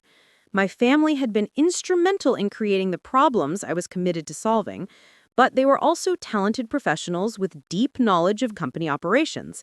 Dismantling Morrison and Associates out of anger would dishonor that legacy as much as continuing unethical practices would. I'm not destroying the company, I said. I'm restoring it to grandfather's vision. The employees will keep their jobs, and clients will receive better service than they've gotten in years. What I'm ending is the culture that allowed unethical practices to flourish and enabled systematic deception about family members who raised inconvenient questions. David leaned forward, his legal training evident in his carefully measured response. What exactly are you proposing for our roles in the company? Are you terminating our employment? Reducing our responsibilities? We need to understand the practical implications of these changes. It was the question I had been dreading and anticipating in equal measure. My family had been instrumental in creating the problems I was committed to solving, but they were also talented professionals with deep knowledge of company operations. Completely eliminating their involvement would be both personally devastating and practically disruptive. Your employment will continue, I said, but your roles will change significantly. Dad, you'll transition from CEO to senior consultant, focusing on client relationships and business development. David, you'll continue handling legal matters, but all contracts and agreements will require approval from the new ethics board. Sarah, you'll maintain your client management responsibilities, but under revised guidelines that prioritize honest communication and transparent pricing. The demotion was substantial but not humiliating. They would retain meaningful roles in the company while operating under oversight that would prevent the recurrence of unethical practices. More importantly, they would have the opportunity to rebuild their professional reputations by demonstrating commitment to the values grandfather had established. And what about our ownership stakes? My mother asked. The 20% that Eleanor Martinez mentioned, what does that mean in practical terms? It means exactly what it sounds like. You'll retain 20% ownership of Morrison and Associates, divided among the four of you according to grandfather's will. You'll receive quarterly dividends based on company profits, and you'll have voting rights on major strategic decisions. What you won't have is operational control or the ability to implement policies that conflict with the company's ethical standards. The arrangement was more generous than they had any right to expect, given the scope of their misconduct. But I had concluded that complete disinheritance would serve no one's interests, while maintaining some family involvement would honor grandfather's hope that we could eventually work together effectively. "There's one more thing," I said, pulling out a document that Marcus and I had prepared during our final week of review. "I want each of you to sign a formal apology letter that acknowledges the false statements about my mental health and commits to correcting those misstatements in all your future interactions with family, friends, and professional contacts." The silence that followed was profound. Signing something like that would require them to admit not just to business misconduct, but to personal betrayal of the most intimate kind. It would mean acknowledging that they had deliberately damaged my reputation and relationships for their own convenience. "Maya," my mother said slowly, "asking us to sign something like that, it's not just about acknowledging mistakes, it's about creating legal liability for everything we've said over the past 3 years." "Yes," I agreed. "That's exactly what it's about. You spent 3 years telling people I was mentally ill and dangerous to be around. Now you're going to spend whatever time it takes to correct those lies and rebuild the relationships you destroyed. And you're going to do it in writing, so there's no possibility of backsliding or selective memory about what needs to be corrected." David leaned forward, his legal training evident in his carefully measured response. "What exactly are you proposing for our roles in the company? Are you terminating our employment? Reducing our responsibilities? We need to understand the practical implications of these changes." It was the question I had been dreading and anticipating in equal measure. My family had been instrumental in creating the problems I was committed to solving, but they were also talented professionals with deep knowledge of company operations. Dismantling Morrison and Associates out of anger would dishonor that legacy as much as continuing unethical practices would. "I'm not destroying the company," I said. "I'm restoring it to grandfather's vision. The employees will keep their jobs, and clients will receive better service than they've gotten in years. What I'm ending is the culture that allowed unethical practices to flourish and enabled systematic deception about family members who raised inconvenient questions." David leaned forward and strongly agreed with my assessment. He knew that what had happened was unacceptable on every level. "This was comprehensive," he said finally. "It requires us to actively reach out to everyone we spoke with about Maya's supposed mental health issues and provide detailed corrections. That's going to be extensive." "Good. It should be extensive. You were extensive in spreading the lies. You can be extensive in correcting them." One by one, they signed the document. Not happily, not without resistance, but with the resignation of people who understood that their alternatives were much worse. The signatures felt like a victory, but not the kind I had ever wanted to achieve. This wasn't the family reconciliation I had dreamed about during my years of exile. It was a business transaction, a legal agreement that established boundaries and consequences rather than trust and affection. 6 months later, Morrison and Associates had been transformed into something grandfather would have recognized and admired. Client satisfaction scores had improved dramatically as we implemented transparent pricing and honest communication. Employee morale had rebounded as people understood that their job security no longer depended on participating in questionable practices. Revenue had initially declined as we refunded overcharges and adjusted pricing to fair market rates, but new client acquisitions had more than compensated for the temporary losses. My family had adapted to their new roles with varying degrees of grace. My father had thrown himself into business development with renewed energy, apparently relieved to focus on building relationships rather than managing ethical compromises. David had become genuinely committed to legal compliance, perhaps understanding that his professional reputation depended on demonstrating integrity. Sarah had struggled initially with the new client management guidelines, but had eventually developed more authentic relationships with the people she served. The personal reconciliation had been slower and more complicated. The apology letters had been sent, the false narratives corrected, but rebuilding trust required more than legal documents. Family dinners were still awkward affairs, marked by careful conversations and unspoken acknowledgments of harm that couldn't be completely undone. But gradually, tentatively, We had begun to function as something resembling a family again. The most meaningful change had been my relationship with my 10-year-old niece, Emma, David's daughter. She had been too young to understand the adult conflicts that had shaped her early childhood, but old enough to sense the tension and sadness that had surrounded family gatherings. As the artificial barriers between us dissolved, Emma had become genuinely curious about my work and my life outside the family business. "Aunt Maya," she had asked during a recent family barbecue, "why did everyone used to act like you didn't exist?" The question was innocent, but devastating, revealing how clearly children could see through adult deceptions and self-justifications.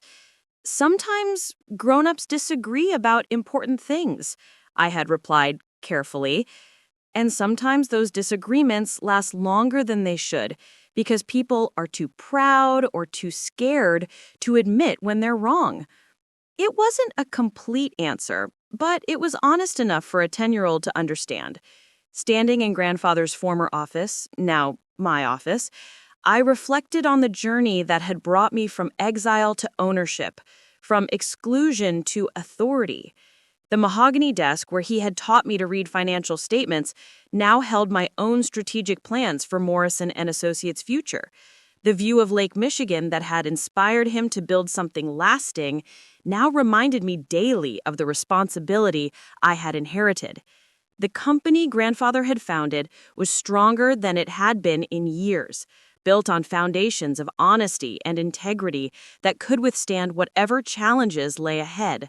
My family was slowly learning to function without the deceptions and manipulations that had characterized our relationships for too long. And I had finally understood that sometimes the greatest victory isn't defeating your enemies, but transforming them into people you can work with, even if you can never quite trust them the way you once did. Grandfather's final will had given me more than ownership of Morrison and Associates. It had given me the opportunity to prove that principles could triumph over politics, that integrity could coexist with profitability, and that sometimes the person everyone dismisses as too idealistic is actually the only one strong enough to save what really matters. The Chicago Tribune's business section featured Morrison and Associates on a Tuesday morning 18 months after grandfather's will had upended everything we thought we knew about family, loyalty, and legacy. The headline read, "From ethics scandal to industry leader, how one company rebuilt its reputation through radical transparency." The journalist, Patricia Hendricks, had spent 3 months investigating our transformation, interviewing clients, employees, and industry experts who had watched our evolution with fascination and skepticism. I read the article alone in my office, coffee growing cold, as I absorbed the external validation of what we had accomplished. Hendricks had uncovered details of our previous billing practices that even I hadn't fully understood, painting a picture of systematic exploitation that made our current ethical standards seem even more remarkable by comparison. Former clients spoke candidly about feeling manipulated and overcharged, while current clients praised our transparent pricing and honest communication. The contrast was so stark that it made our transformation seem almost miraculous. The article also delved into the family dynamics that had driven our changes, though I had insisted on keeping the most personal details private. Hendricks had somehow learned about the false mental health claims, presenting them as part of a broader pattern of institutional deception that had extended far beyond billing irregularities. Reading about my own character assassination in the pages of a major newspaper was surreal, but also liberating. The lies that had once isolated me from professional and social connections were now public knowledge, their exposure serving as a warning to other families about the corrosive effects of choosing reputation management over truth-telling. Marcus knocked on my office door, holding his own copy of the Tribune, with a grin that suggested he'd been waiting for this moment since we'd first started documenting the scope of our family's deceptions. "Have you seen the editorial on page 6? He asked. They're using Morrison Associates as a case study for corporate redemption. Apparently, we're proof that companies can recover from ethical failures if leadership is willing to prioritize principles over profits. The editorial was even more gratifying than the news article. The Tribune's business editor had positioned our story as evidence that family businesses could survive generational transitions while maintaining their founding values, but only if younger leaders were willing to challenge established practices and implement meaningful reforms. The piece specifically praised my decision to retain existing employees while transforming operational culture, noting that many companies facing similar scandals chose wholesale staff replacement over the more difficult work of institutional change. What the editorial didn't mention, because they couldn't have known, was how lonely the transformation process had been. Implementing ethical business practices while rebuilding family relationships required a kind of emotional compartmentalization that left me feeling isolated, even when surrounded by supportive colleagues and grateful clients. I had become skilled at separating Maya the CEO from Maya the daughter, Maya the principal leader, from Maya the wounded family member who still sometimes cried when she thought about all the relationships that had been destroyed by 3 years of systematic lies. The success of Morrison and Associates had created new challenges that I hadn't anticipated when I'd first inherited control of the company. We were receiving acquisition offers from larger consulting firms who Wanted to purchase our client relationships and operational methodologies. Industry competitors were attempting to recruit our key employees with salary packages that exceeded what we could afford to match. Most surprisingly, we were being approached by business schools and professional organizations who wanted to use our transformation as a teaching case study for ethics and leadership courses. Each opportunity required careful consideration of how it would affect not just our business objectives, but our family dynamics. Selling the company would provide financial security for everyone involved, but it would also eliminate the platform that had enabled our reconciliation and allowed us to prove that ethical business practices could be profitable. Losing key employees would threaten our operational effectiveness, but matching external salary offers would strain our budget and potentially undermine the egalitarian culture we'd worked to establish. The teaching opportunities were particularly complex. Sharing our story publicly could help other families navigate similar conflicts and demonstrate that corporate redemption was possible even after serious ethical failures. But it would also require discussing private family matters in academic settings, potentially reopening wounds that were still healing and exposing us to criticism from people who believed our reconciliation was insufficient or our transformation incomplete. I had been avoiding these decisions for months, focusing instead on daily operations and quarterly performance metrics that provided concrete measures of progress.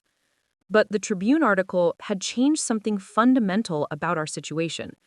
We were no longer a family business quietly recovering from internal conflicts. We were a public example of corporate transformation, subject to scrutiny and expectations that extended far beyond our immediate stakeholders. The pressure to make definitive choices about our future intensified when Harvard Business School contacted me directly about developing a case study for their ethics curriculum. Professor Elizabeth Chen, no relation despite the shared surname, had read the Tribune article and believed our story could provide valuable lessons for future business leaders about the relationship between family dynamics and corporate governance. What makes your situation particularly interesting, Professor Chen explained during our initial phone conversation, is that you succeeded in transforming both business practices and family relationships simultaneously. Most case studies focus on one or the other, but rarely do we see examples of comprehensive institutional change that addresses both operational and interpersonal challenges. The academic interest was flattering, but it also forced me to confront questions I'd been avoiding about the long-term sustainability of our transformation. Had we really changed, or were we simply operating under new constraints that could be abandoned if circumstances changed? Could the ethical standards we'd implemented survive future leadership transitions, particularly if ownership eventually passed to family members who hadn't experienced the consequences of unethical practices. Were we building institutional changes that would outlast our current leadership, or were we dependent on my continued presence to maintain our reformed culture? These questions became more pressing when David approached me about expanding his role within the company. His legal work had been exemplary since our transformation began, and he had genuinely embraced the ethical guidelines we'd established.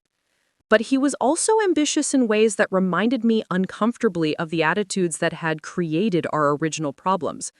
He wanted to develop new service offerings, expand into additional markets, and pursue growth strategies that would position Morrison and Associates as a major player in the consulting industry. Maya, he said during one of our weekly leadership meetings, we've proven that ethical practices can be profitable. Now we need to prove they can be scalable. There's no reason Morrison and Associates can't become the largest consulting firm in the Midwest while maintaining our commitment to transparency and integrity. His enthusiasm was genuine, but it also revealed a fundamental misunderstanding of what our transformation had actually accomplished. We hadn't simply found a more palatable way to pursue traditional business objectives. We had redefined what success looked like and prioritized different outcomes than pure growth and market dominance. The size of our company mattered less than the quality of our client relationships, the sustainability of our practices, and the integrity of our decision-making processes.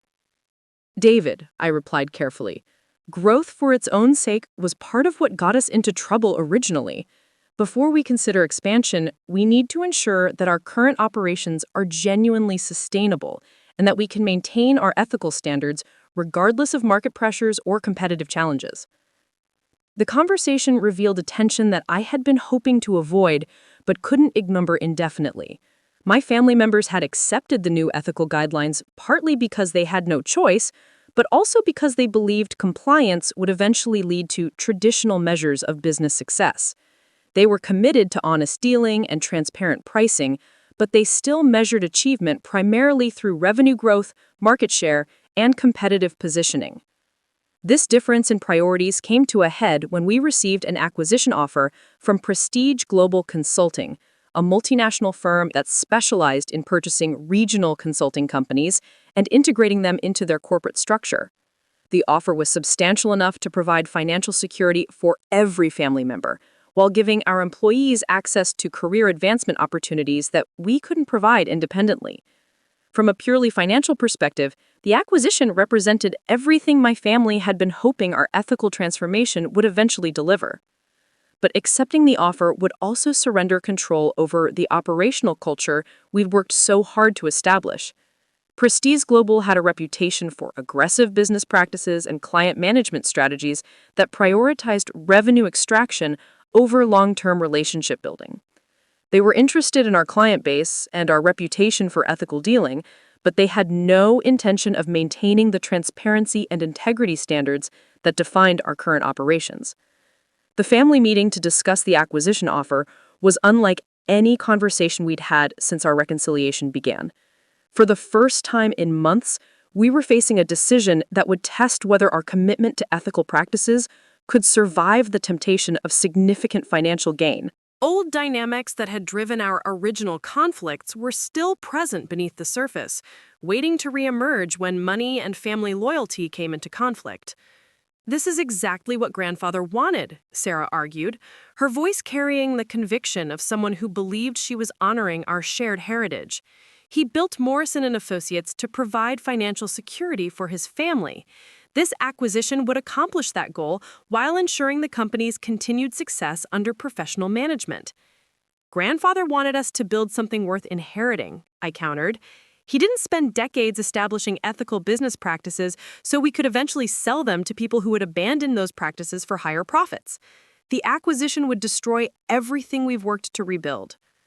My father, who had remained largely quiet during our recent family discussions, finally spoke with the authority he'd once used to end boardroom debates. Maya, you've proven your point about ethics and integrity. You've transformed the company and rebuilt our reputation. But at some point, success needs to translate into security. This offer represents generational wealth that would benefit our children and grandchildren for decades. The appeal to future generations was emotionally powerful, but it also revealed the fundamental disconnect between my vision for Morrison and Associates and my family's expectations for what our transformation would ultimately deliver. They had accepted ethical constraints because they believed compliance would eventually lead to greater financial rewards. I had implemented ethical practices because I believed they were inherently valuable regardless of their financial implications. The debate continued for hours, with each family member presenting arguments that reflected their personal priorities and long-term objectives. David emphasized the career opportunities that acquisition would provide for our employees. Sarah focused on the market validation that such a substantial offer represented. My mother worried about the risks of remaining independent in an increasingly competitive industry. Everyone had legitimate concerns and reasonable justifications for their positions. But as I listened to their arguments, I realized that we were repeating the same fundamental conflict that had driven my original resignation from Morrison and Associates.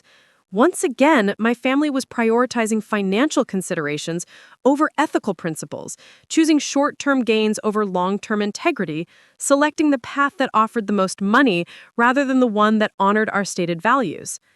"I need time to think about this," I said finally, ending the discussion without resolution. This isn't just a business decision, it's a choice about what kind of legacy we want grandfather's company to represent and what kind of example we want to set for future generations of our family. That evening, I walked along the Lake Michigan shoreline, trying to process the implications of a decision that would define not just our family's financial future, but the ultimate meaning of everything we'd accomplished over the previous 18 months. The transformation of Morrison and Associates had required enormous personal and professional sacrifices, but it had also provided something invaluable, proof that ethical business practices could survive and thrive even in competitive markets. Selling to Prestige Global would provide financial security, but it would also validate the belief that integrity was ultimately a luxury that successful businesses couldn't afford to maintain indefinitely. It would send a message to our employees, our clients, and our industry that ethical practices were temporary measures rather than permanent commitments, valuable only as long as they didn't interfere with more profitable alternatives. The decision became clearer when I received a call from Patricia Williams, the small manufacturing company owner who had been my first client when I'd started Chen's Strategic Solutions. She had heard rumors about the acquisition offer and wanted to express her concerns about what it might mean for the consulting industry more broadly. "Maya," she said, her voice carrying the worry of someone who had experienced both ethical and unethical consulting relationships, "Morrison and Associates has become proof that companies can succeed without exploiting their clients. If you sell to Prestige Global, it's going to send a message that ethical practices are just marketing strategies rather than genuine commitments.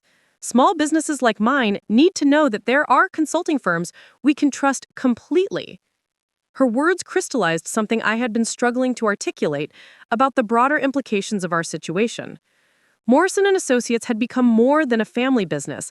It had become a symbol of the possibility that corporate success and ethical integrity could coexist. Our clients, our employees, and our industry colleagues were watching to see whether our transformation was genuine or whether it would ultimately be abandoned when sufficiently attractive financial opportunities emerged.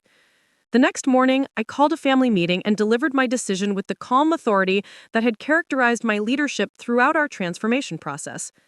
"I'm declining the acquisition offer from Prestige Global. Morrison and Associates will remain independent, and we will continue operating according to the ethical principles that grandfather established and that we've worked to restore." The reaction was immediate and predictable. Sarah expressed frustration about missed financial opportunities. David questioned the wisdom of rejecting such a substantial offer without exploring alternatives. My parents worried about the long-term viability of remaining independent in an increasingly competitive industry. Everyone had legitimate concerns and reasonable justifications for their positions. But as I listened to their arguments, I said, "I understand your concerns, and I want to address them by establishing a new framework for how we'll evaluate future decisions about the company's direction. We're going to create a family council that includes all stakeholders, with voting rights proportional to ownership stakes, but with requirements for unanimous consent on any decisions that would fundamentally alter our operational culture or ethical commitments.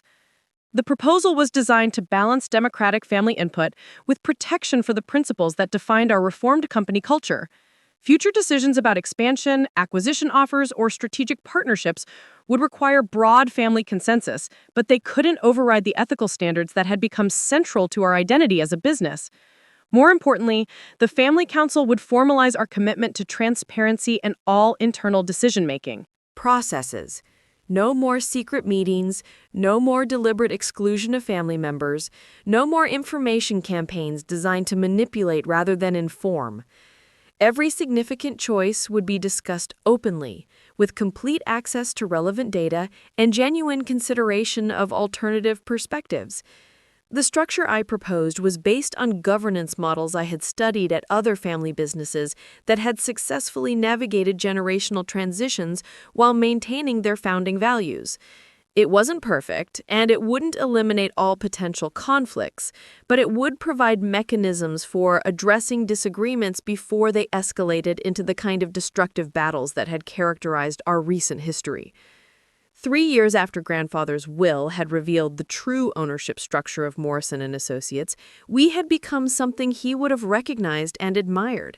A profitable company that prioritized ethical practices, a family business that balanced individual ambitions with collective responsibilities, and a workplace where employees could take pride in their contributions to something worthwhile. The transformation hadn't been easy, and it hadn't eliminated all sources of tension, but it had proven that redemption was possible even after serious failures of integrity and trust. The Harvard Business School case study was eventually published, though I insisted on maintaining anonymity for family members who preferred not to be identified publicly. Professor Chen's analysis focused on the systemic changes that had enabled our transformation, emphasizing the importance of institutional reforms over individual leadership changes. The case became popular in ethics and family business courses, providing future leaders with concrete examples of how principled decision-making could create sustainable competitive advantages. But the real measure of our success wasn't academic recognition or media coverage. It was the quiet satisfaction of operating a business that aligned with our deepest values. The genuine relationships we had rebuilt with clients who trusted us completely, and the growing confidence that we had created something worth preserving for future generations. Grandfather's legacy lived on not just in the financial assets he had bequeathed, but in the example he had set of what it meant to build something that mattered. Standing in the conference room where our transformation had begun, looking out at the Chicago skyline that had witnessed decades of family conflicts and reconciliations, I understood that the most important inheritance isn't money or property or business ownership. It's the knowledge that integrity can triumph over expediency, that families can heal from even the deepest betrayals, and that sometimes the greatest success comes not from getting what you want, but from discovering what you actually need. The silence that had once represented exclusion and isolation had been replaced by something far more valuable, the steady confidence that comes from knowing you've honored your principles, even when doing so required enormous personal and professional sacrifices. Morrison Associates would continue evolving, facing new challenges and opportunities that would test our commitment to ethical practices, but we would face them together as a family that had learned to choose truth over comfort, integrity over expediency, and long-term values over short-term gains. That evening, as I prepared to leave the office that had once belonged to grandfather and was now mine, I found a handwritten note that someone had slipped under my door. The message was simple but profound. Thank you for proving that doing the right thing doesn't mean sacrificing success. You've given all of us permission to aim higher.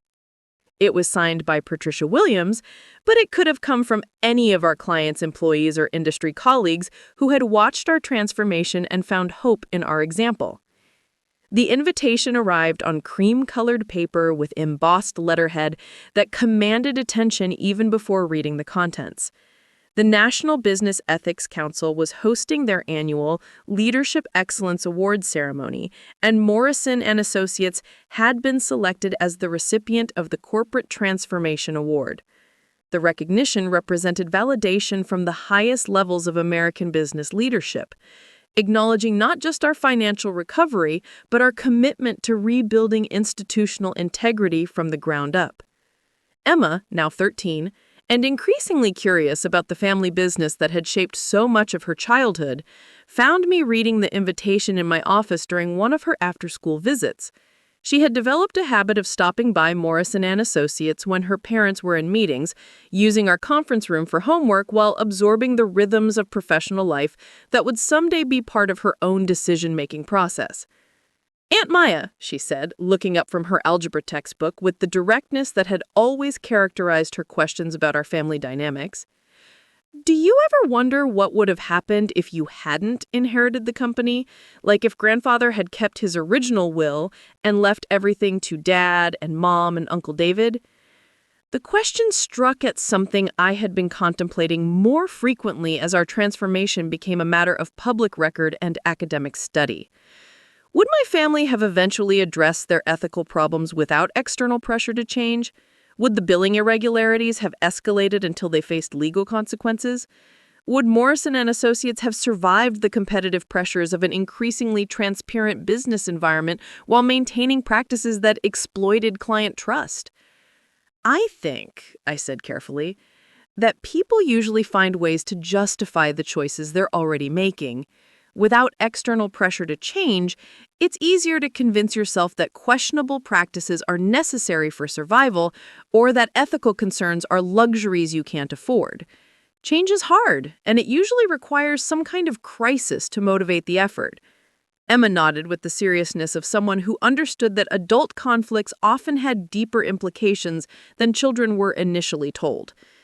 "So Grandfather knew that giving you the company would force everyone to face things they'd been avoiding?" she asked. "I think Grandfather understood that sometimes the person everyone dismisses as too idealistic is actually the only one brave enough to insist that principles matter more than convenience. He didn't give me the company to punish anyone else. He gave it to me because he believed I would protect what he had worked his whole life to build." Personal motivations behind our institutional transformation. Everyone seemed fascinated by the family dynamics that had driven our changes, but fewer people asked about the ongoing emotional costs of rebuilding relationships that had been damaged by years of deliberate deception and betrayal. The truth was that success in business ethics didn't automatically translate to success in family healing. We had learned to work together effectively, to make decisions transparently, and to prioritize long-term institutional health over short-term individual advantages. But the deeper work of rebuilding trust, processing hurt, and creating genuine intimacy remained incomplete and perhaps impossible to fully achieve. My relationship with my parents had evolved into something resembling mutual respect, but it lacked the warmth and spontaneity that had characterized our connections during my childhood.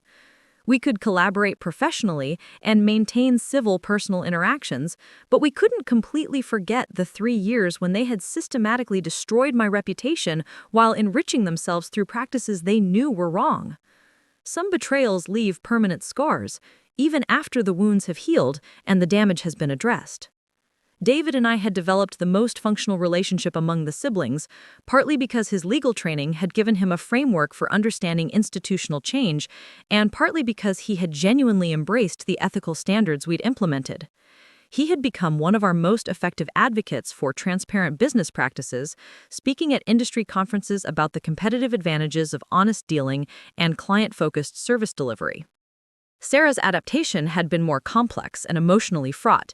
She had struggled initially with client management approaches that prioritized honesty over manipulation, but had eventually discovered that authentic relationships produced better long-term results than the emotional exploitation techniques she had previously employed. Her marriage to Tom had also improved as she learned to apply the same principles of transparency and integrity to her personal relationships that we required in our professional interactions. But the most meaningful change had been in our extended family relationships, particularly with cousins, aunts, and family friends who had been told that I was mentally unstable and potentially dangerous. The apology letters that my immediate family had sent had been comprehensive and effective, resulting in phone calls, emails, and reunion invitations that slowly rebuilt the social connections I had lost during my years of exile. The process of reconnecting with relatives who had been deceived about my mental health had been both healing and painful. Many expressed genuine shock at learning the extent of the deception, while others admitted they had suspected something was wrong with the story but hadn't known how to address their concerns. The conversations required careful navigation of family loyalties and competing narratives, but they ultimately provided closure and understanding that I hadn't expected to achieve. One of the most significant outcomes of our family reconciliation had been the restoration of my relationship with my grandmother Elena, my mother's elderly parent who lived in a retirement community outside Chicago. Grandmother Elena had been particularly devastated by the false reports of my mental illness, partly because she had struggled with depression during her own middle age and understood the stigma associated with mental health challenges. When she learned that the reports had been fabricated to justify my exclusion from family events, her reaction had been swift and decisive. She had confronted my mother directly about the lies, expressing disappointment that transcended typical family disagreements and entered the territory of moral judgment that elderly parents rarely delivered to their adult children. Linda, grandmother Elena had said during a family dinner that I was finally invited to attend, lying about mental illness to control family dynamics is cruel in ways that I didn't think you were capable of. Maya's grandfather would be ashamed of what you did, and I'm ashamed of what I allowed to happen because I trusted your version of events. The public rebuke had been devastating for my mother, who had built her identity around being seen as the responsible family organizer who protected everyone from unpleasant realities. Having her own mother question her moral judgment in front of the entire extended family had forced a level of accountability that private apologies couldn't achieve. But the conversation had also opened space for more honest discussions about family patterns that had contributed to our conflicts. Grandmother Elena had shared stories about my mother's childhood that revealed a long history of using emotional manipulation to manage family relationships, suggesting that the deception about my mental health had been an escalation of existing patterns rather than an isolated incident. Understanding the generational roots of our family's communication problems had been both illuminating and sobering.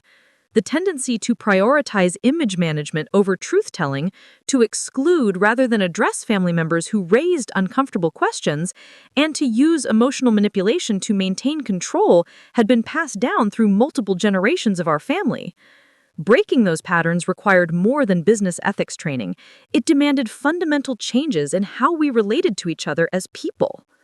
The National Business Ethics Council ceremony provided an opportunity to reflect publicly on the broader implications of our family's transformation. The award recognition required me to deliver a keynote address about corporate redemption and institutional change, speaking to an audience of business leaders who were interested in practical strategies for addressing ethical failures in their own organizations. Preparing the speech forced me to articulate lessons that I had learned through experience, but hadn't necessarily organized into coherent principles that could guide other leaders facing similar challenges. The process of distilling our story into actionable insights revealed patterns and strategies that might help other families and businesses navigate the difficult work of rebuilding trust after serious ethical failures. The core message I wanted to convey was that authentic transformation required addressing both systemic and personal factors that contributed to unethical behavior. Changing policies and procedures was necessary, but insufficient. Lasting change also required examining the cultural norms, family dynamics, and individual motivations that had enabled problematic practices to develop and persist. In our case, the billing Irregularities had been symptoms of deeper problems, a family culture that prioritized financial success over ethical integrity, communication patterns that discouraged dissent and questioning, and leadership structures that concentrated power without corresponding accountability. Addressing only the billing practices would have left the underlying causes intact, making future ethical failures almost inevitable. The speech also emphasized the importance of involving all stakeholders in transformation processes, even those who had been complicit in creating the problems that needed to be solved.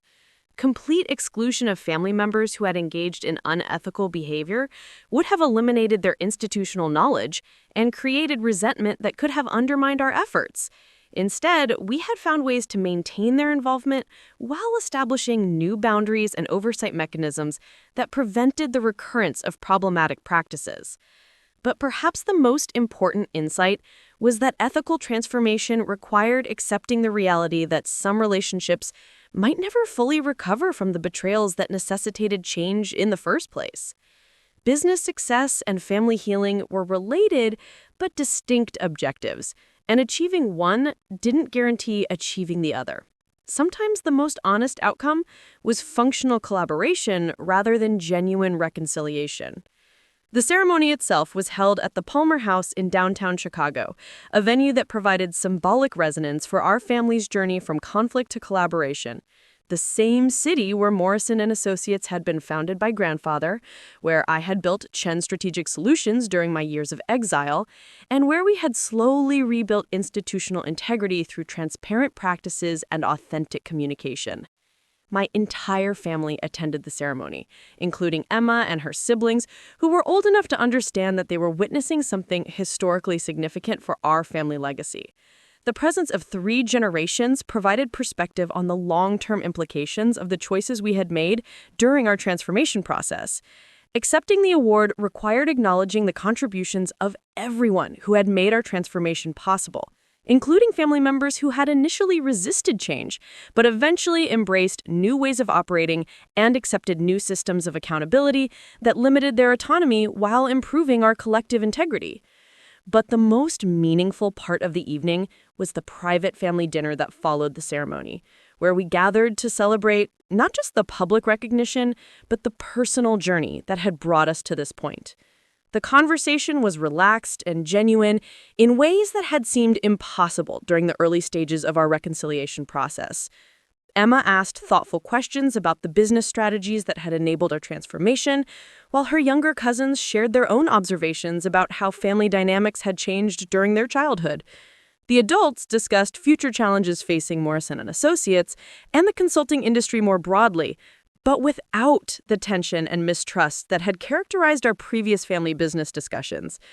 Looking around the table at faces that had once been sources of profound hurt and anger, I felt something approaching gratitude for the unexpected journey that had brought us to this moment.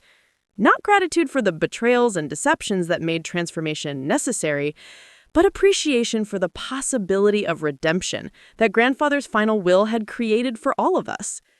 The evening concluded with my father offering a toast that captured something essential about what we had accomplished together.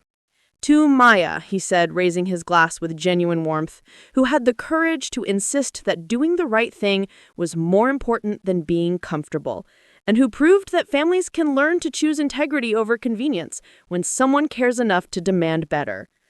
The words represented acknowledgement and appreciation that I had been hoping to hear for years. But they also marked the beginning of a new phase in our family relationships. We were no longer operating in crisis mode, responding to acute conflicts that threatened our survival as a business and as a family. Instead, we were building sustainable systems for collaboration and decision-making that could weather future challenges while maintaining our commitment to ethical practices. 6 months after the Ethics Council ceremony, I received an unexpected phone call from Professor Chen at Harvard Business School. The case study based on our family's transformation had become one of the most popular teaching materials in their ethics curriculum, and they wanted to develop an expanded version that would include our long-term outcomes and ongoing challenges. What we're finding, Professor Chen explained, is that students are particularly interested in the sustainability questions your story raises. They want to understand whether the changes you implemented will survive future leadership transitions and whether other families can replicate your approach to institutional transformation. The academic interest reflected broader questions about the scalability and durability of our model. Business schools and consulting firms were studying our approach as a potential framework for helping other organizations address ethical failures and rebuild institutional trust. The attention was flattering, but also somewhat overwhelming, turning our private family struggles into public examples that carried responsibilities beyond our own interests. More importantly, the ongoing academic scrutiny forced us to maintain high standards of transparency and accountability that might have relaxed over time without external observation. Knowing that our practices were being studied and potentially replicated by other organizations created additional motivation to ensure that our commitment to ethical integrity remained genuine rather than superficial. The most significant test of our transformation came 3 years later, when economic pressures in the consulting industry created incentives to return to some of the aggressive pricing and client management strategies that had driven our original conflicts. Several competitors were winning contracts by underbidding our transparent pricing models, and some clients were expressing interest in less expensive alternatives that provided fewer services but cost significantly less than our comprehensive offerings. Culture. Instead of reverting to secretive discussions and unilateral choices, we openly debated different strategies for maintaining competitiveness while preserving ethical standards. The conversations were sometimes difficult and occasionally heated, but they remained transparent and inclusive in ways that would have been impossible before our transformation. Ultimately, we decided to develop new service offerings that provided excellent value at multiple price points rather than compromising our commitment to honest pricing and transparent communication. The strategy required additional investment in training and systems development, but it enabled us to compete effectively while maintaining the integrity standards that had become central to our identity as a business. The success of this approach validated something fundamental about the transformation we had achieved. Ethical practices weren't constraints that limited our business options, but competitive advantages that enabled us to build stronger client relationships and more sustainable revenue streams than companies that relied on manipulation and exploitation to generate profits. Standing in grandfather's former office on the 5th anniversary of inheriting Morrison Associates, I reflected on the journey that had transformed not just our business practices, but our understanding of what family legacy actually means. The financial inheritance that grandfather had provided was significant, but the more valuable gift was the opportunity to prove that integrity could triumph over expedience, that families could heal from devastating betrayals, and that business success and ethical excellence could reinforce rather than conflict with each other. The silence that had once represented exclusion and isolation had been replaced by something far more powerful. The quiet confidence that comes from knowing you've honored your deepest values, even when doing so required enormous personal and professional sacrifices. Morrison & Associates would continue evolving, facing new challenges and opportunities that would test our commitment to ethical practices. But we would face them together, as a family that had learned to choose truth over comfort, integrity over expedience, and long-term values over short-term gains. Emma, now approaching college age and seriously considering studying business administration, had become increasingly involved in Morrison & Associates operations through internship programs and family council meetings. Her perspective as someone who had witnessed our transformation but hadn't been shaped by the conflicts that necessitated it provided valuable insights about how to maintain institutional integrity across generational transitions. "The thing I don't understand," she said during one of our quarterly planning sessions, "is why it took such a dramatic crisis to make everyone realize that honest business practices were actually better for long-term success. Didn't people notice that clients preferred working with companies they could trust completely?" Her question reflected the innocence of someone who had never been tempted to compromise ethical standards for immediate financial gain, but it also highlighted something important about the sustainability of our transformation. Future generations of our family would inherit not just financial assets, but institutional cultures that made ethical integrity seem natural and obvious, rather than difficult and costly to maintain. That realization provided perhaps the most satisfying validation of everything we had accomplished. We hadn't just recovered from ethical failures and family conflicts. We had created systems and cultures that would make similar problems less likely to develop in the future.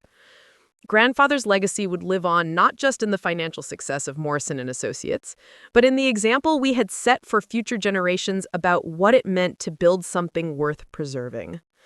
The final validation came through a letter I received from Patricia Williams, the small manufacturing company owner who had been my first client when I started Chen Strategic Solutions.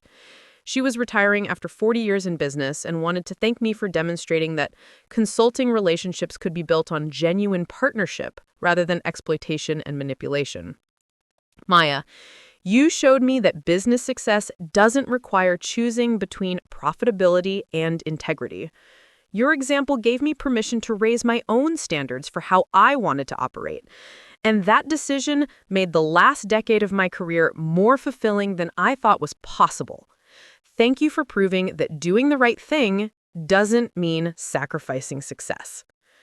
Reading her words, I understood that the most important measure of our transformation wasn't the awards we had received or the academic recognition we had earned, but the permission we had given other people to aim higher in their own professional and personal relationships. Sometimes the greatest gift you can provide is proof that better options exist, that integrity and success can coexist, and that families can choose healing over hurting even after devastating betrayals. The journey from exclusion to ownership, from silence to voice, from exile to leadership, had required sacrifices and compromises that I couldn't have imagined when I first resigned from Morrison Associates in protest of billing irregularities. But it have also provided something invaluable. The knowledge that principles can triumph over politics, that redemption is possible even after serious moral failures, and that sometimes the person everyone dismisses as too idealistic is actually the only one strong enough to save what really matters.